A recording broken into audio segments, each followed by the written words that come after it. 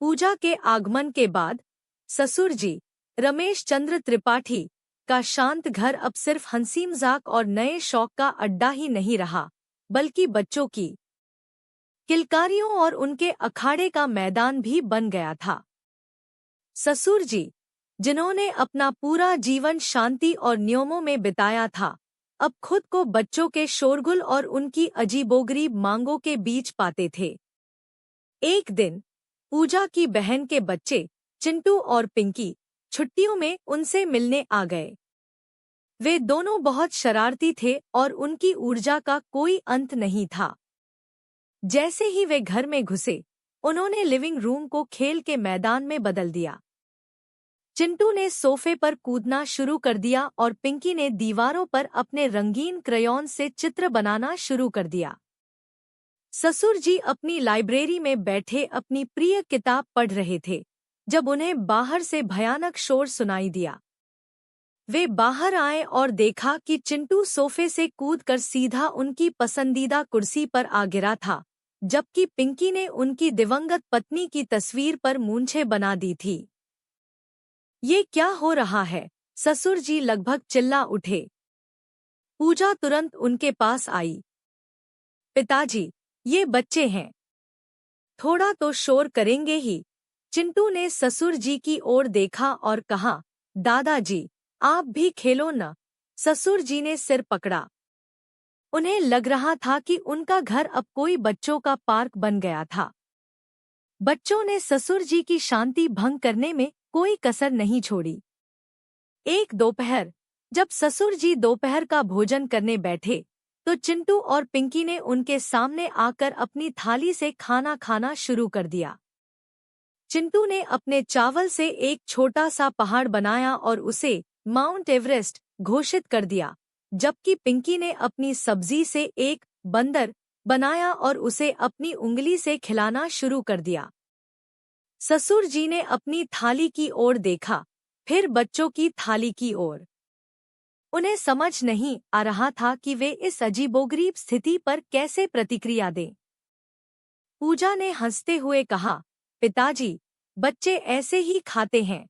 ससुर जी ने लंबी सांस ली और अपना भोजन करना जारी रखा, जबकि बच्चे अपने खाने के साथ रचनात्मक प्रयोग करते रहे।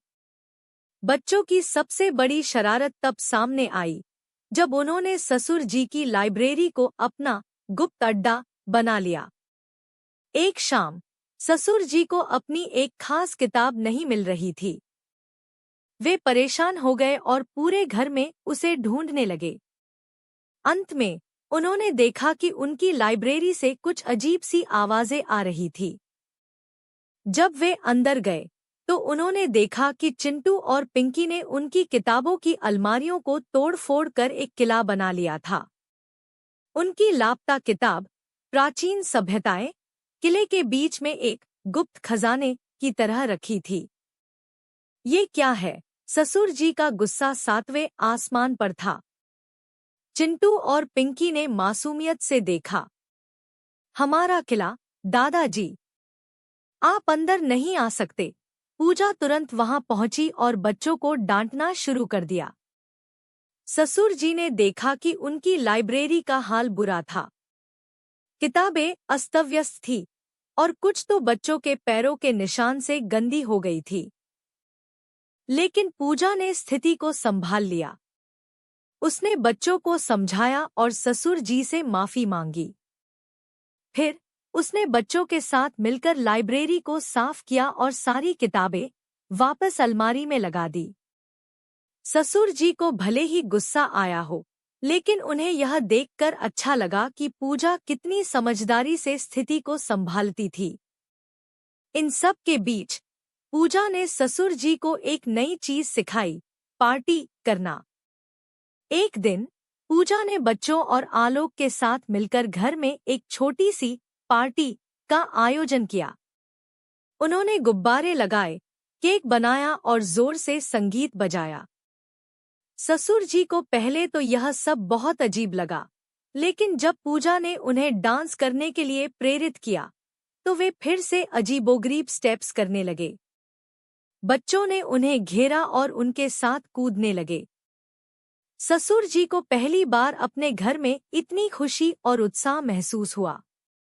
उन्हें लगा कि उनका घर अब सिर्फ एक घर नहीं, बल्कि एक खुशियों का ठिकाना बन गया था। धीरे धीरे ससुर जी को एहसास होने लगा था कि बच्चों का शोरगुल और उनकी शरारतें, पूजा की मासूमियत और उसकी अप्रत्याशित हरकतें उनके जीवन को एक नई दिशा दे रही थी।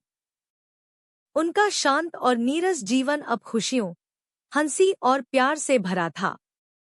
ससुर जी को लगा कि उनकी बहू ने उन्हें फिर से बचपन की यादें दिला दी थी और उन्हें यह सब बहुत अच्छा लग रहा था।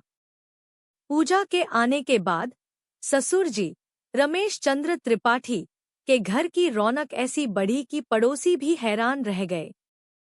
जो घर कभी शांत और गंभीर प्रोफेसर का गढ़ माना जाता था, अब वहां हर शाम कोई न कोई उत्सव सा माहौल रहता था। बच्चों की किलकारियों, पूजा की खिलखिलाहट और आलोक की खुशियों भरी मुस्कान ने घर की दीवारों में भी जान डाल दी थी। ससुर जी, जिन्होंने कभी कल्पना भी नहीं की थी कि उनके जीवन में इतनी उथल-पुथल आ सकती है, अब खुद को इस नए और रंगीन जीवन का हिस्सा पाते थे। बच्चों के जाने के बाद भी पूजा ने घर में पार्टी का सिलसिला जारी रखा। वह अक्सर छोटे-मोटे बहाने ढूंढती और घर को सजा देती। कभी चाय पार्टी तो कभी शाम की मस्ती।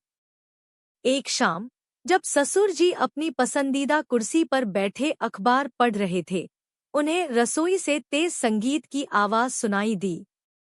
वे थोड़ा हैरान हुए, क्योंकि आलोक ऑफिस से वापस नहीं आया था। वे रसोई में गए और देखा कि पूजा अकेली ही नाच रही थी। उसने एक पुरानी साड़ी को लपेटकर मजेदार तरीके से पहन रखा था और अपनी ही धुन में झूम रही थी। पूजा, ये क्या हो रहा है? ससुर जी ने पूछा। पूजा ने संगीत बंद किया और मुस्कुराते हुए कहा, पिताजी, मैं बस थोड़ी स्ट्रेस बस्टिंग कर रही थी।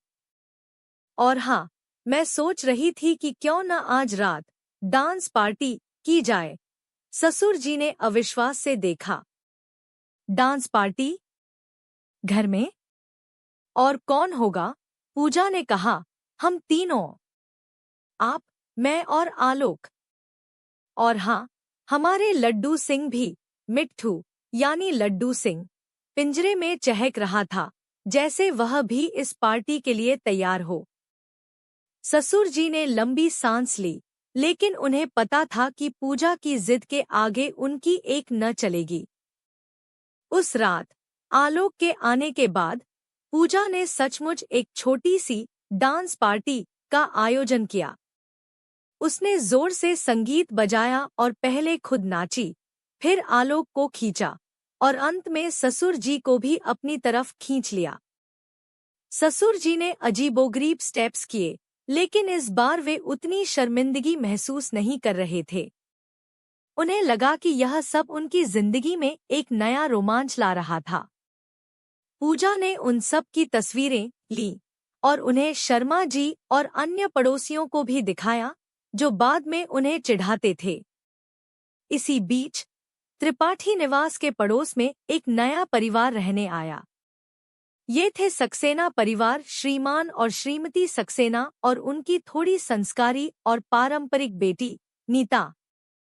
सक्सेना परिवार को जब ससुर जी के घर से आती हंसी और संगीत की आवाजें सुनाई दी, तो उन्हें थोड़ी हैरानी हुई। वे ससुर जी को एक शांत और गंभीर प्रोफेसर के रूप में जानते थे। एक दिन श्रीमती सक्सेना ससुर जी के घर आईं, कुछ फॉर्मेलिटी करने के लिए। जब उन्होंने अंदर कदम रखा, तो उन्हें घर का माहौल देखकर आश्चर्य हुआ। लिविंग रूम में कुछ रंगीन धागे लटके थे, रसोई से पहाड़ी मसालों की खुशबू आ रही थी, और लड्डू सिंह पिंजरे में मिठाई मिठाई चिल्ला रहा था।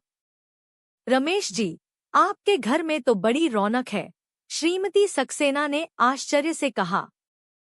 ससुर जी ने थोड़ा असहज होकर कहा, हाँ, हमारी बहू पूजा ने घर में थोड़ी नई ऊर्जा भर दी है।